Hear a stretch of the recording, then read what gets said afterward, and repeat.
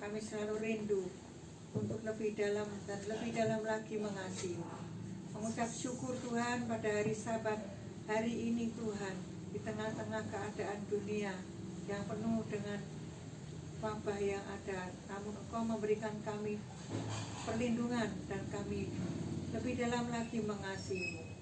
Engkau Bapa yang baik dan selalu memberikan kepada hidup kami pertolongan tepat pada waktunya.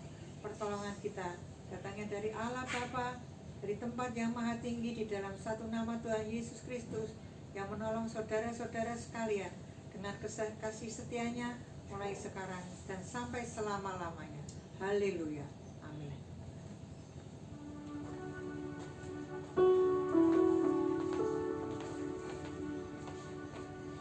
Haleluya.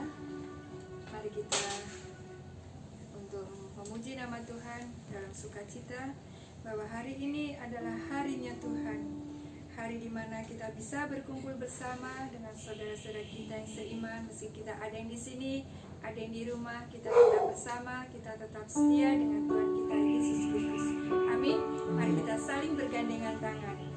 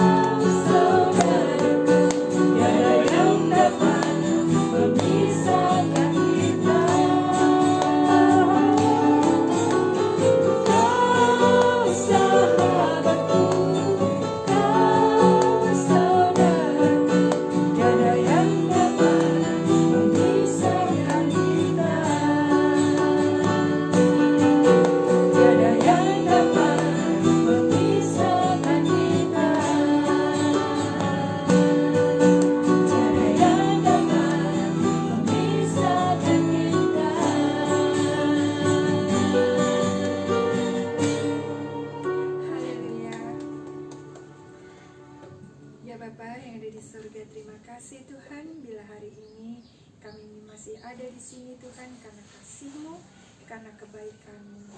Ya Tuhan, di mana sebentar lagi Tuhan kami akan mendengarkan sebagian firman-Mu. Kiranya Engkau akan berkati kami yang akan mendengarkan Tuhan, dan kami tidak hanya mendengarkan tapi juga menjadi pelaku firman, dan firman yang menjadi rema bagi kehidupan kami. Berkati hamba-Mu yang sebentar lagi juga akan memberikan firman-Mu ya Tuhan. Engkau akan berkati, Engkau akan berikan kekuatan dan perlindungan dari-Mu.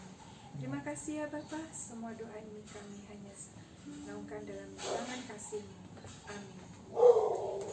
Mari kita saudara kami untuk sebentar mendengarkan firman Tuhan.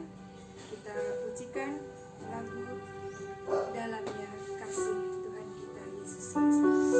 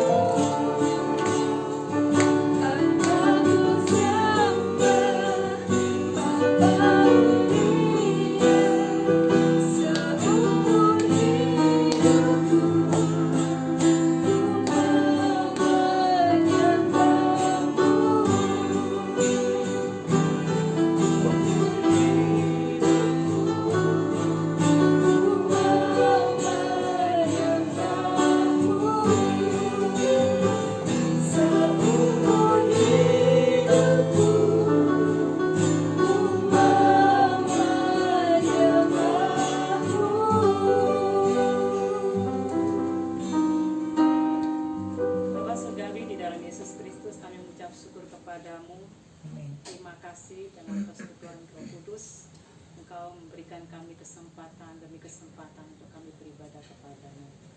Dan saat ini tiba saatnya kami akan mendengarkan sebagian firman-Mu. Kuduskan hati, jiwa, roh, pikiran kami, dan kuduskan tempat ini. Di dalam nama Yesus kami tolak semua kuasa-kuasa yang bukan daripadamu, yang berusaha mengganggu ketenangan kami.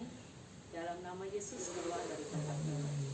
Kami percaya firman yang disampaikan semua dalam nama Yesus, ya, dengan pertolongan Roh Kudus akan menjadi berkat, akan menjadi kekuatan, akan menjadi peneguhan buat kami semua. Terima kasih. Berikan hamba urapan baru, berikan hamba kemampuan untuk menyampaikan firman-Mu. Hamba melakukan apa yang hamba bisa lakukan. Ya, terima kasih buat semua kesempatan yang Tuhan berikan. Hamba tidak akan bisa melakukan apapun tanpa urapan Roh Kudus, tanpa persetujuan Roh Kudus. Terima kasih buat semua yang Tuhan beri. Kami serahkan waktu dalam tangan kasih Tuhan. Dalam nama Yesus kami mengucap syukur. Amin. Shalom semua Bapak Ibu Saudara yang terkasih dalam Yesus. Apa kabar? Luar biasa. Semua dalam keadaan sukacita? Amin. Amin.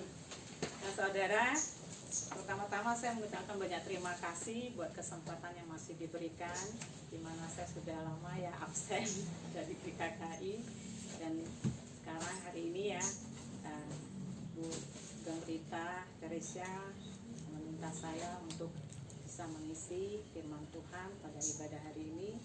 Ya, tadinya saya pikir ya saya mau bawa firman apa ya, rasanya sudah lama sekali nggak bawa firman, tapi ya saya tanya, ya saya berdoa kalau ini memang kehendak Tuhan dan ini memang ya sungguh-sungguh bisa menjadi berkat, saya siap. Dan saya tanya temanya apa Bu, kita ya bebas gitu loh ya, kalau bebas ya sudah.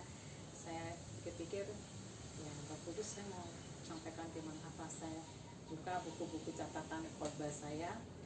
Ya, saya temukan ada yang ya tepat sekali untuk situasi saat ini ya. Jadi saya ambilkan ya judul ini, yaitu tentang menyikapi kasih karunia Allah ya, menyikapi kasih karunia Allah. Nah sebelumnya kita ya mengetahui bahwa saat ini ya, saat seperti ini di mana pemerintah berusaha untuk bisa ya mengatasi pandemi ini, yaitu COVID-19, agar cepat berhenti.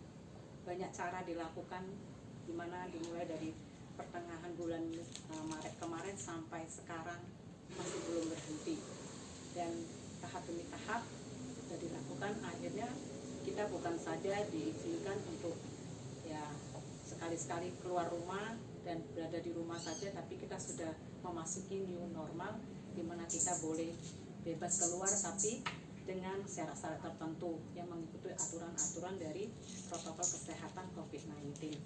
Nah saudara, ya mengingat bagaimana kita menyikapi ya aturan-aturan ini, makanya saya ambil ya judul ini, di mana saya mendapat satu pencerahan bahwa kita ini masyarakat Indonesia ini sebenarnya adalah diibaratkan seperti anak ya, yang harus dilindungi, dijagai, terus diedukasi, bola-balik diberitahu bagaimana ya supaya kita terhindar dari terjangkitnya virus COVID-19. Kita tahu bahwa seorang anak dari kandungan orang tuanya, ibunya, lalu lahir jadi bayi, lalu mereka ya hidup dalam keluarga, dalam ruang lingkup yang memang ada aturan-aturan sendiri. Ketika mereka balita sampai mereka sekolah SD, SLTP, SLTA, perguruan tinggi, mereka punya new normal sendiri yang harus mereka hadapi. Proses-proses hidupnya mereka jalani dari kecil sampai besar, baik dalam keluarga, dalam lingkungan pendidikan di sekolah maupun suatu hari di tempat kerja. Mereka harus menjalani new normal yang mereka harus hadapi, peraturan-peraturan yang mengikat mereka. Nah saudara, kita sudah terbiasa dari kecil sampai sekarang kita tua, dewasa dan tua, kita sudah terbiasa menghadapi yang namanya new normal. Apa sih new normal itu? New normal itu adalah ya sesuatu peraturan yang kita temukan yang mungkin baru-baru kita alami itu memang asing, sulit. Tapi setelah lama berlalu, berjalan terus, ya, jadi satu kebiasaan. Jadi new normal itu kebiasaan baru yang lama-lama menjadi satu ya budaya bagi kita. Nah, saudara, jika dari bayi sampai remaja itu biasanya orang tua sangat ya protektif sekali ya buat anak-anaknya. Di mana-mana harus diawasi, harus diingatkan. Ya, selalu orang tua itu berusaha supaya anak itu jangan sampai kena bahaya, jangan sampai sakit. Ya, apalagi masih balita itu. Jangan sampai jatuh, jangan sampai sakit, selalu diawasi. Lalu setelah dewasa, anak-anak itu udah diberi kebebasan, kelonggaran untuk mereka bisa bawa diri sendiri, ya, mereka bisa dipercaya untuk mereka bisa ya hidup di lingkungan mereka. Nah, saudara, ada orang dewasa yang memang bisa bawa diri, ya, nggak usah dinasehati, mereka sudah bisa ngerti apa yang harus dilakukan. Mereka ingat nasihat, mereka ingat aturan-aturannya. Nah, tapi ada juga orang dewasa yang dablek, ya, nggak mau mengikuti aturan yang ada, semau gue lah, ya, tak karepe dewi. Nah, di sini saudara, jika kita menyikapi orang-orang dewasa seperti ini, gimana pemerintah bisa kita kategorikan atau kita ibaratkan sebagai orang tua yang saat ini berusaha untuk mengatasi ya, rakyat, ya, masyarakat untuk bisa ya, kalau boleh jangan sampai ada korban-korban lagi, maka diadakan peraturan-peraturan yang ketat, ya, protokol kesehatan sesuai dengan COVID-19 yang sedang berlangsung. Nah, kita sebagai masyarakat, rakyat adalah seperti anak yang harus mentaati, yang harus bisa mengikuti aturan-aturan yang ada. Walaupun mungkin kita diproses sulit sekali, ya, nggak bisa bergerak bebas, ya, kemana-mana juga harus ya cuci tangan lah, pakai sanitizer lah, kita pakai masker lah, kita harus ya diperiksa suhu tubuh, ya, mau ke bank, mau ke pasar, mall, atau kerja, atau tempat-tempat tertentu kita harus bisa ya mengikuti sistem new normal yang ada ini untuk mengikuti aturan-aturan protokol kesehatan. Nah, saudara, kita tahu bahwa pemerintah sudah berusaha keras, tapi kalau kedewasaan kita ya tidak bisa mendukung, kita belum cukup dewasa untuk bisa mandiri, untuk bisa dipercaya, maka kita tidak bisa ya dilepas begitu saja. Ya, ini tetap new normal, ini tetap ada aturannya. Kenapa? Pasti tidak mungkin semua orang punya hati yang betul-betul ya memikirkan keadaan orang lain, selalu egois, mikir diri sendiri. Yang seperti terjadi baru-baru ini, saya menyaksikan di TV, saudara, bahwa di Sulawesi Selatan kalau tidak salah, itu mayat sudah kena ini COVID-19 dibawa paksa oleh keluarganya, dibawa keluar dari rumah sakit dengan paksa dan mengancam para medis orang di rumah sakit itu. Dan terjadi lagi kedua kali di mana saya lupa, itu lebih parah. Ya, itu lebih parah. Bekasi ya, itu lebih parah. Sampai itunya nurse-nya itu, perawatnya pingsan karena diancam-ancam. Nah, saudara, ini dewasa nggak rakyat seperti ini? Memang dia punya hak untuk ngambil ya mayat itu karena itu adalah pihak keluarganya, anggota keluarga. Tapi ini kan dalam masa-masa yang memang tidak boleh. Ya, mereka tidak mau peduli dengan peraturan COVID-19 bahwa kalau orang meninggal karena COVID-19 itu harus cepat-cepat dikubur. Saya dengar 4 jam itu sudah harus cepat-cepat dibungkus, cepat-cepat dikubur. Nah, mereka mau penguburannya normal seperti orang biasa yang kena sakit lalu meninggal. Ya, dengan aturan-aturan yang mungkin selama ini di dalam lingkungannya. Nah, saudara, ini tidak dewasa, ya saudara. Dan ini bukan saja bisa efeknya kepada keluarga kita atau orang sekeliling, bisa satu kampung nanti terjangkit penyakit ini. Nanti yang disalahkan juga pemerintah. Ya, padahal dablek tidak mau ikut aturan. Nah, mengapa kita harus mengikuti aturan pemerintah? Ya, kita baca yuk di dalam Roma 13 ayat 1 sampai 3.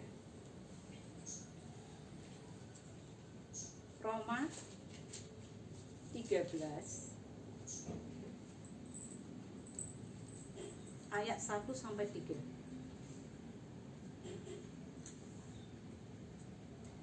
Ya, di sini judulnya kepatuhan kepada pemerintah. Coba saya minta dengan hormat kepada Bu Rita Teresia membacakan ayat 1. Roma 13 ayat 1.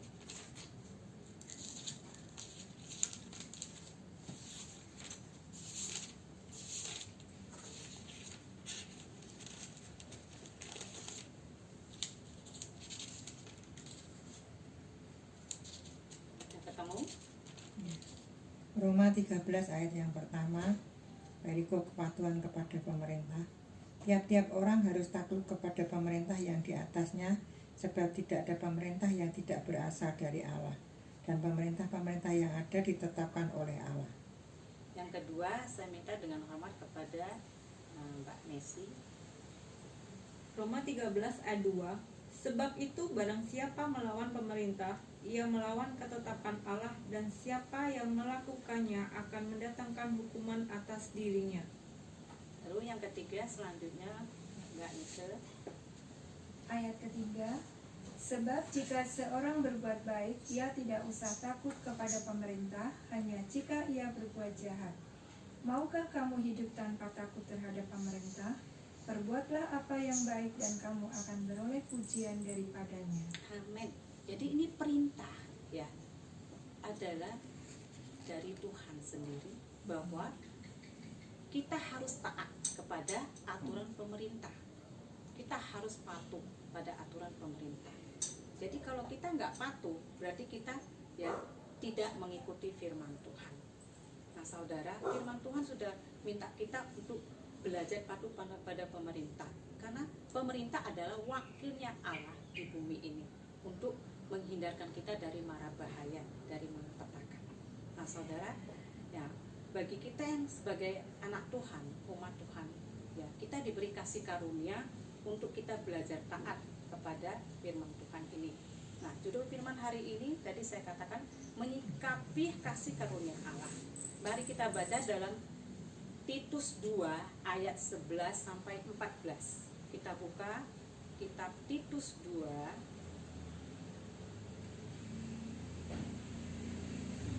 ayat 11 sampai 14.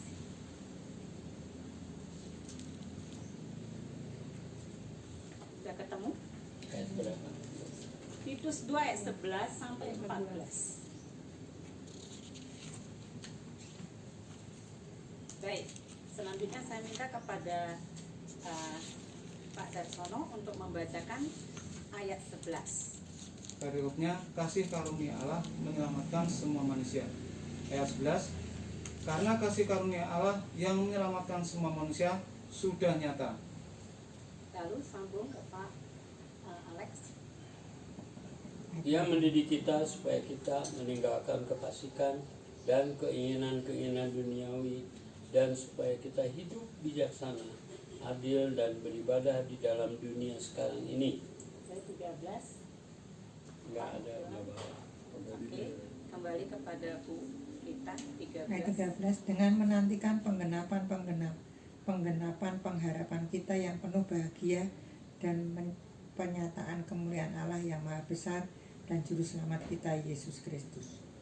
Oke, yang ke-14, yang telah menyerahkan dirinya bagi kita untuk membebaskan kita dari segala kejahatan dan untuk menguduskan bagi dirinya suatu umat kepunyaannya sendiri yang rajin berbuat baik. Amin. Nah saudara, ya, kasih karunia Allah, ya, ketika kita mau meresponi apa yang Allah rencanakan dalam kehidupan kita, ya, itu kita sikapi dengan benar. Bagaimana caranya kita meresponi kasih karunia Allah yang nyata ini dengan sikap yang benar? Ya, mari kita perhatikan beberapa hal berikut ini. Tadi di ayat yang ke-12 bagian A, ya di situ yang pertama adalah kita mau menerima atau meresponi didikan Tuhan, ya. Tadi dikatakan karena kasih karunia Allah yang menyelamatkan semua manusia sudah nyata, Ia mendidik kita supaya kita meninggalkan kefasikan. Jadi yang pertama, kita mau menerima meresponi didikan Allah, didikan Tuhan, supaya kita meninggalkan kefasikan. Nah, kefasikan itu apa? Dalam Kamus Besar Bahasa Indonesia KBBI, fasik itu adalah artinya tidak mengindahkan perintah-perintah Tuhan. Nah, berkelakuan buruk, jahat, ya. Jadi orang fasik itu sebenarnya tidak mau taat kepada perintah Tuhan. Contohnya apa? Ya, orang fasik ini kalau kita baca di dalam Kejadian 16, yaitu adalah orang-orang yang hidup pada zaman Nuh saat itu sangat bobrok sudah, ya, karakternya, ya, hidupnya moralnya udah bobrok, sehingga Tuhan marah dan ya mendatangkan air bah untuk memusnahkan mereka semua. Yang selamat hanya Nuh dengan keluarganya, karena mereka mau meresponi kasih karunia Allah itu. Nah, saudara, lalu kita lihat dalam selanjutnya dalam Titus 2 ayat 12b. Di situ kita temukan supaya meninggalkan keinginan-keinginan duniawi. Ya, jadi kalau kita mau menerima meresponi didikan Tuhan, kita harus ya meninggalkan keinginan-keinginan duniawi kita. Keinginan itu apa? Hasrat, ya, yaitu kehendak.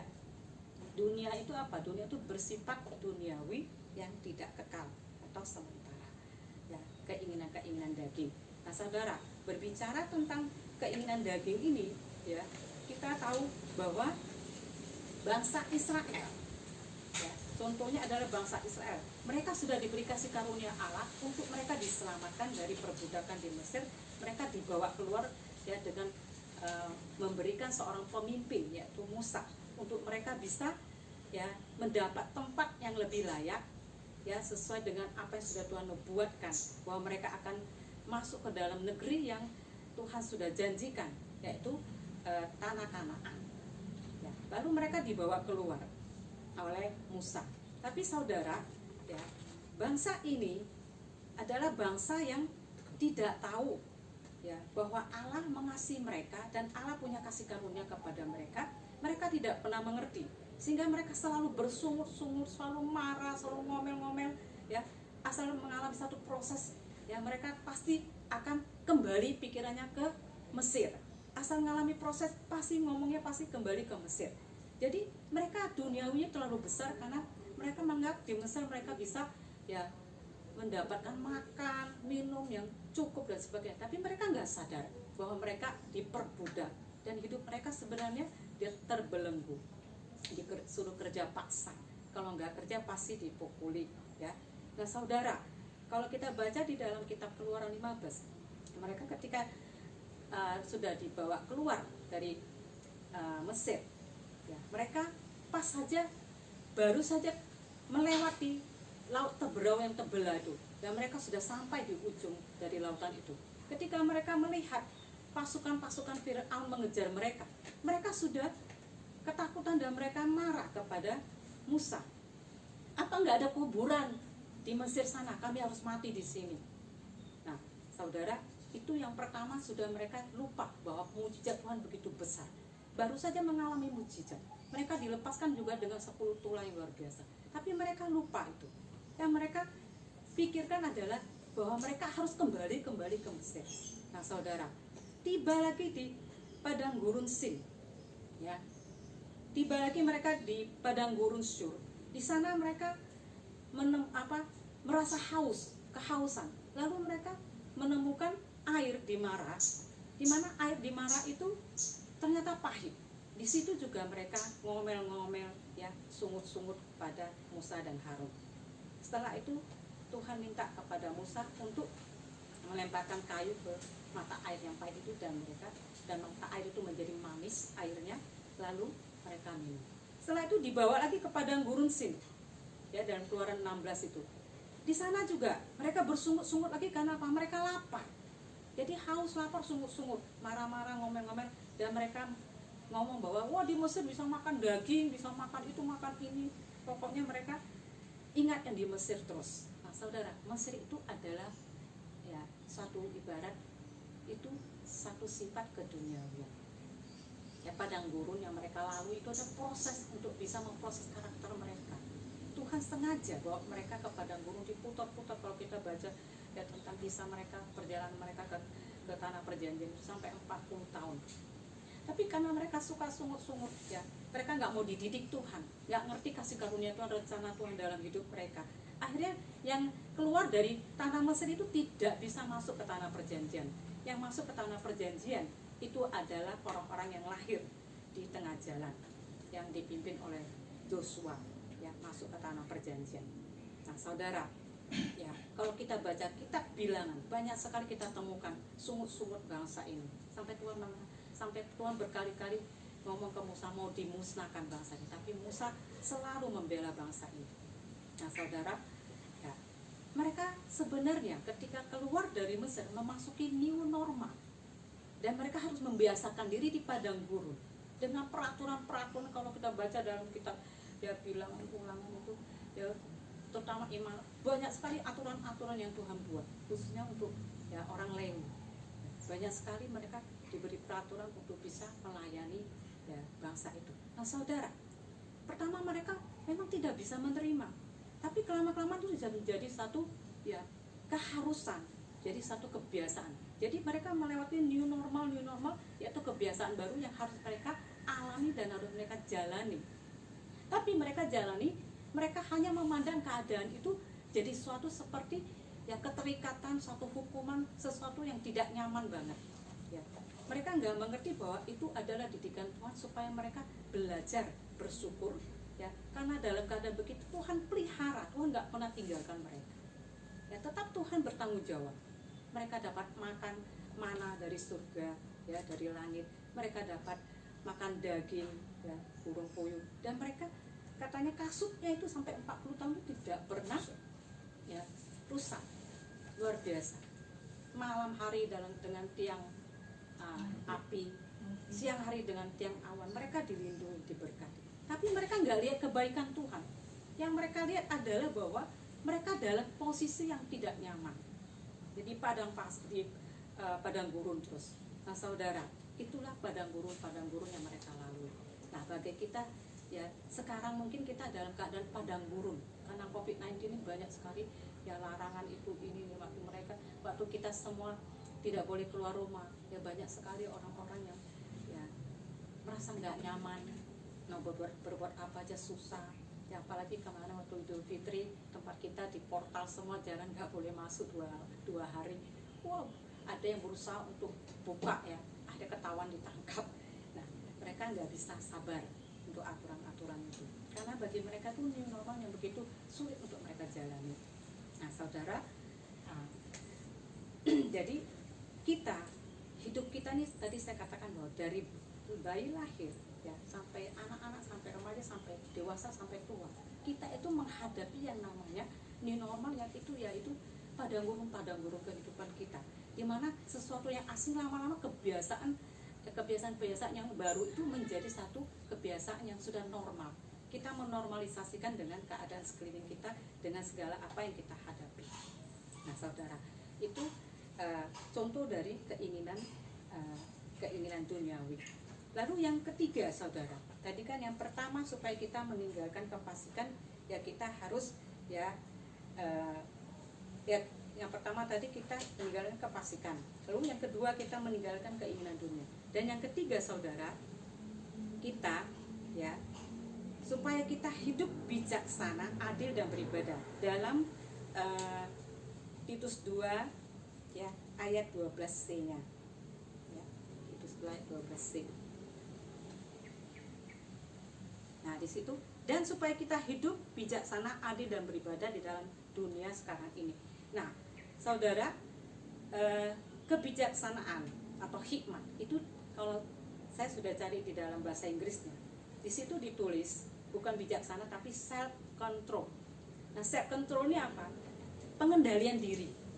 Nah, kalau kita hidup punya pengendalian diri, ya kita bijaksana menghadapi sesuatu. Kita nggak mudah jatuh, kita nggak mudah ya mengalami sesuatu yang membuat kita makin jatuh dalam hal-hal lain ya. Jadi kita harus bisa bijaksana, berhikmat, punya pengendalian diri.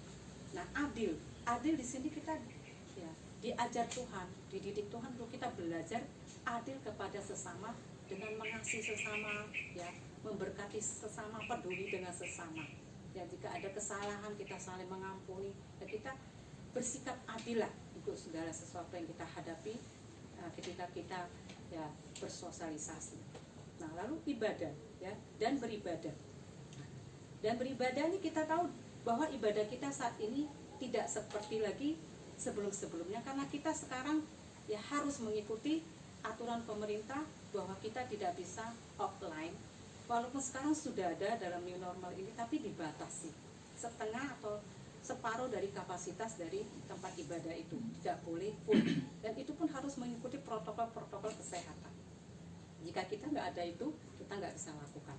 Nah, saudara, nah, dalam Ibrani 10 ayat 25 dikatakan, janganlah kita menjauhkan diri dari pertemuan-pertemuan ibadah kita yang seperti dilakukan ya biasanya. Nah, saudara, kita memang nggak bisa bertemu satu sama lain, kita nggak bisa berdekatan seperti dulu, tapi kita bisa beribadah masing-masing di rumah secara online. Ya, kita bisa beribadah seperti ini. Ya, kita nggak perlu berdekat-dekatan, nggak perlu banyak orang, tapi kita sudah beribadah. Lalu secara online siapa saja, denominasi apapun kita bisa ambil di YouTube. Bahkan dalam situasi COVID-19 ini, ya seharusnya kita ibadah di gereja sekali tok. Dengan adanya online, begitu banyak denominasi gereja yang masuk ke YouTube tentang ibadah online, kita sehari bisa ya mengikuti ibadah itu berkali-kali. Bisa dari gereja ini, gereja ini, gereja ini. Nah, saudara, kita bisa 3-4 kali, bahkan mungkin lebih. Dan kita bisa dapat makan rohani yang lebih banyak lagi. Nah, saudara, ya, jadi dalam hal ini, ya, ketika kita beribadah, kita memiliki kerohanian yang lebih lagi dekat ke Tuhan. Ya, dan kita tahu beribadah bukan hanya dengar firman, tapi kita juga baca firman, ya, kita juga merenungkan dan kita melakukan firman. Jadi kita dididik oleh Tuhan, ya, untuk lebih dewasa. Nah, tadi yang pertama itu adalah mau menerima, meresponi didikan Tuhan. Lalu yang kedua adalah ya di dalam ayat yang selanjutnya. Di sini dikatakan bahwa ada penggenapan, ya, penggenapan dari penggenapan harapan.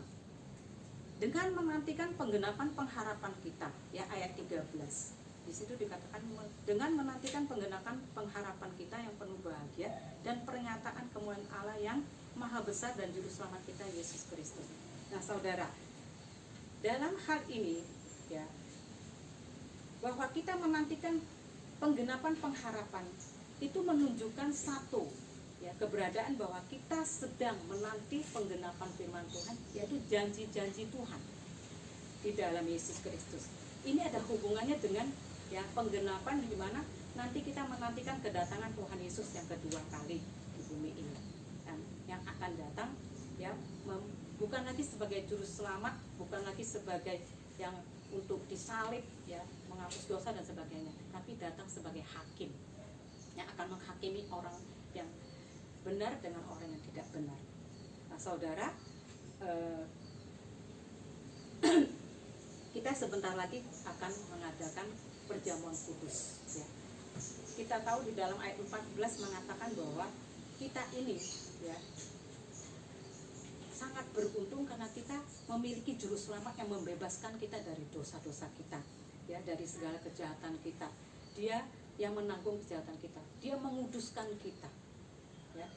Jadi dia mengorbankan dirinya untuk menyelamatkan kita. Di dalam ayat 14 sudah jelas bahwa dia menyerahkan dirinya, bahkan nyawanya untuk kita, supaya kita ya bisa beroleh keselamatan, yaitu memiliki ya pengharapan, penggenapan akan janji-janjinya. Haleluya. Nah, saudara, kembali saya mau sampaikan lagi bahwa sistem new normal, ya, COVID-19 ini yang sedang berlangsung, ya, perlu kita dukung, ya, perlu kita taati, dan kita mau bantu pemerintah untuk mensukseskan agar new normal ini bisa ya berakhir. Dengan apa, ya, kita harus ikuti firman, karena firman tadi mengatakan kita harus taat kepada pemerintah, ya, patuh kepada pemerintah. Nah saudara, kalau kita ingin kita selamat di dunia ini, ya, dan kita selamat di dalam Yesus Kristus untuk kedatangan kedua kalinya, nah kita harus, ya, di dunia ini, ya, ikuti aturan yang ada di dunia ini, ya, aturan pemerintah yang menjadi wakil Tuhan. Dan kita mau selamat di akhirat atau bersama Tuhan, kita harus lakukan firman Tuhan. Apa yang sudah tadi saya sampaikan itu adalah kita belajar untuk takut akan Tuhan, ya.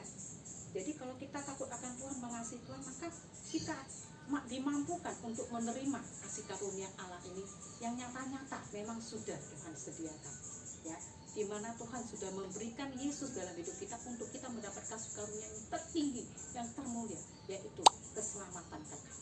Amin. Nah saudara, sebagai kesimpulan, ya, kasih karunia Allah nyata bagi orang yang dapat meresponi, yang menyikapi dengan sikap hati yang benar, yaitu dengan cara mau menerima didikan Tuhan, ya, meninggalkan kefasikan, meninggalkan keinginan-keinginan duniawinya, dan supaya kita hidup dengan bijaksana, punya pengontrolan diri, berhikmat, adil, ya, dan hidup beribadah, serta memiliki pengharapan untuk menantikan, ya, penggenapan janji-janji Allah di dalam Yesus Kristus. Ya, sampai di sini firman Tuhan yang sudah saya sampaikan kiranya menjadi berkat bagi kita semua. Terima kasih. Selanjutnya saya, ya, untuk doa firman saya sampaikan kepada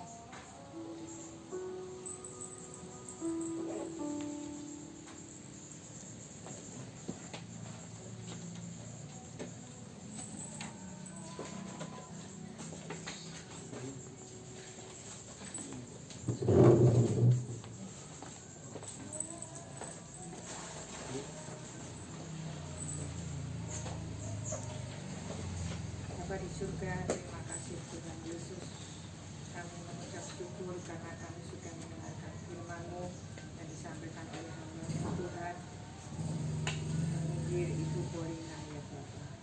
Terima kasih Tuhan, kami mendapat peringatan, mendapat nasihat yang baik untuk kami mentaati pemerintah yang ada, untuk kami tidak mengalami kefasikan, untuk kami bisa meninggalkan keinginan duniawi, untuk kami bisa hidup bijaksana Tuhan, dan dikatakan supaya kami beribadah di dalam dunia sampai sekarang ini.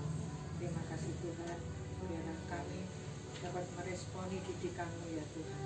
Dan pada siang hari ini Bapa, Engkau menjamah setiap umat-umat yang ada di tempat ini, yang setia melayani, bahkan yang setia ada di rumah untuk beribadah dan mendengarkan firman-Mu.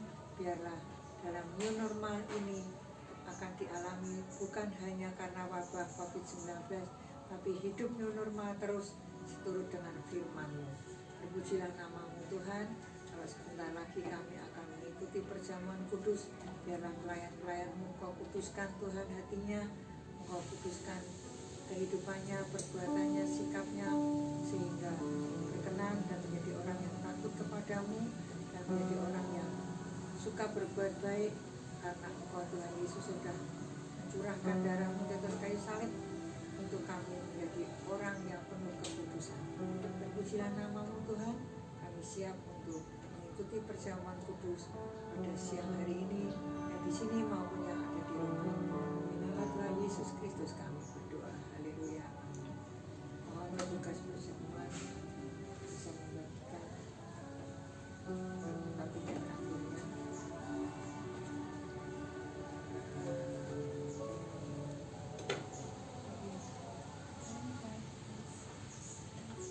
Sambil menyanyikan pujian darah-Mu.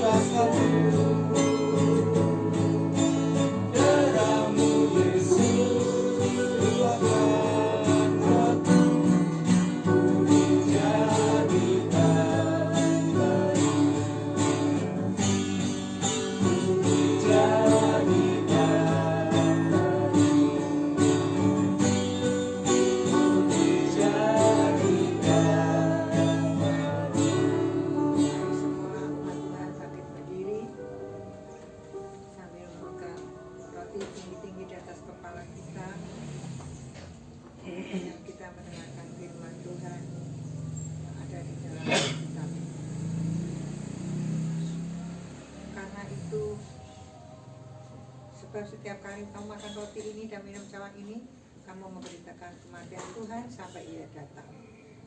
Jadi barang siapa dengan cara yang tidak layak makan roti atau minum cawan Tuhan, ia berdosa terhadap tubuh dan darah Tuhan.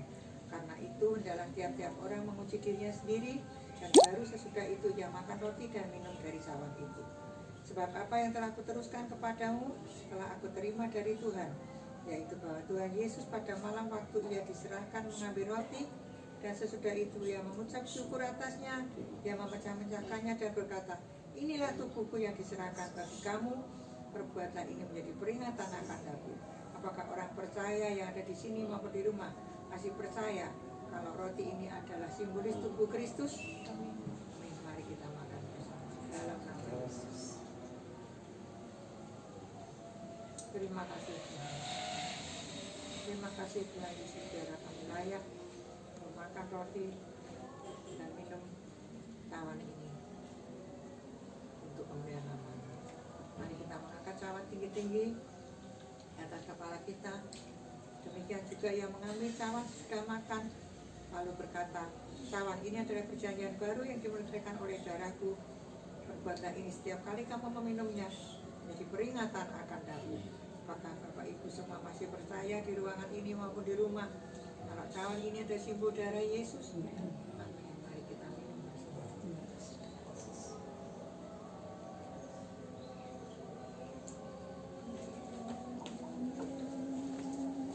Terima kasih Tuhan. Kami mengucap syukur karena sudah Kau beri kesempatan di tengah kesulitan pemerintah untuk mengatur norma pada masyarakat. Tapi kami Kau tuntun tubuh, jiwa dan roh kami untuk masih bisa merasakan hari Sabat dan mengikuti perjamuan kudus yang sudah Kau lakukan terakhir kepada murid-murid-Mu 2000 tahun yang lalu, dan kami meneruskan menjadi murid-murid-Mu yang takut akan Terpujilah nama-Mu Tuhan Yesus.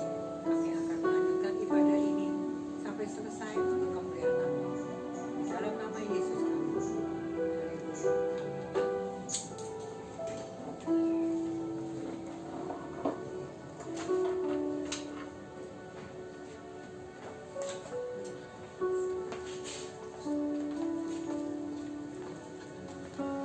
Mari kita berdoa untuk bersama pada hari ini. Mari kita tutup mata kembali lagi. Mari kita berdoa. Bapa yang di surga, kami ucapkan syukur dan terima kasih ya Bapa. Kau sudah memberkati kami melalui firman-Mu ya Bapa yang disampaikan oleh Ibu Pauli ya Bapa. Kami berdoa Bapa, biarlah firman-Mu ya Bapa boleh tertanam di dalam hati kami masing-masing yang saat ini sedang mendengarkan. Baik yang ada di sini, baik yang saat ini ada di rumah. Kau berkati lewat firman-Mu, supaya firman-Mu ini benar-benar boleh hidup di dalam kehidupan kami, sehingga kami boleh bertumbuh semakin dewasa di dalam iman kami ya Bapa. Bapa, kami juga berdoa bagi saudara-saudara kami yang mungkin saat ini sedang di dalam kesulitan karena COVID-19 ini ya Bapa, yang menjadikan kami menjadi tidak biasa di dalam menghadapi kehidupan sehari-hari ya Bapa. Kami percaya Bapa, bersama dengan Engkau kami akan mengatasi apa yang menjadi kesulitan kami pada saat ini, terutama di dalam masalah ekonomi ya Bapa. Kami juga percaya Kau juga melindungi setiap orang yang percaya dari penyakit COVID-19 ini ya Bapa. Bapa yang di surga, kami juga berdoa saat ini Bapa, di mana gembala kami Ibu Teresiana saat ini sedang lemah di dalam tubuhnya ya Bapa. Kami berdoa Bapa, dalam nama Tuhan Yesus, Engkau jamah, Engkau sembuhkan ya Bapa, sehingga gembala kami ini Bapa bisa menjalankan aktivitas seperti biasa dan boleh melayani Engkau kembali dengan semangat, dengan fisik yang sempurna ya Bapa. Kami percaya di dalam nama Tuhan Yesus ada mujizat sampai saat ini. Terima kasih ya Bapak. Saat ini kami juga berdoa menyerahkan bangsa dan negara kami yang saat ini sedang menghadapi pandemi COVID-19 ini ya Bapak. Kami berdoa Bapak, kiranya Engkau sendiri memberikan hikmat supaya bangsa dan negara kami ini ya Bapak dapat menyelesaikan persoalan ini yang menyangkut orang banyak ini Bapak segera selesai. Kami percaya Bapak Di dalam Engkau tidak ada yang mustahil. Dan kami percaya Bapa, semuanya ini ada rencana yang baik di dalam Engkau. Terima kasih Bapa. Kami serahkan doa dan permohonan kami ke dalam kamu. Di dalam nama Tuhan Yesus Kristus. Haleluya. Amin.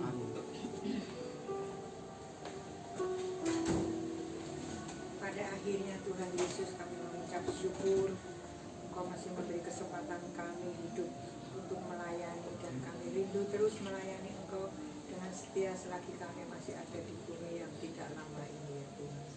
Terima kasih Tuhan, sebentar lagi kami satu dengan yang lain akan berpisah, akan berpulang menuju Banyumanik, menuju Susuan, menuju Semarang, juga Dr. Sari, juga Dr. Cipto, Sayung, juga Lembah Kemenangan.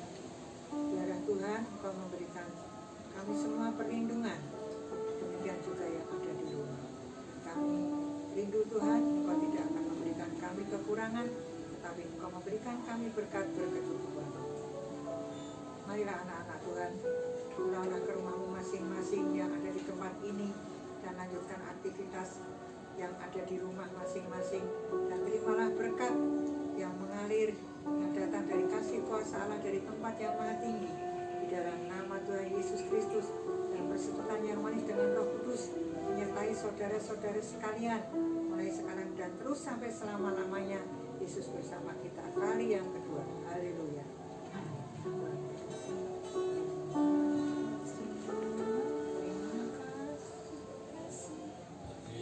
kasih Tuhan.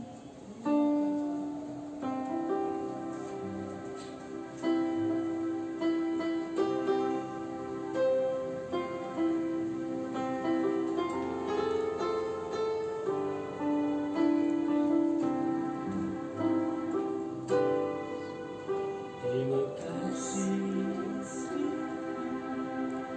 untuk kasih setiamu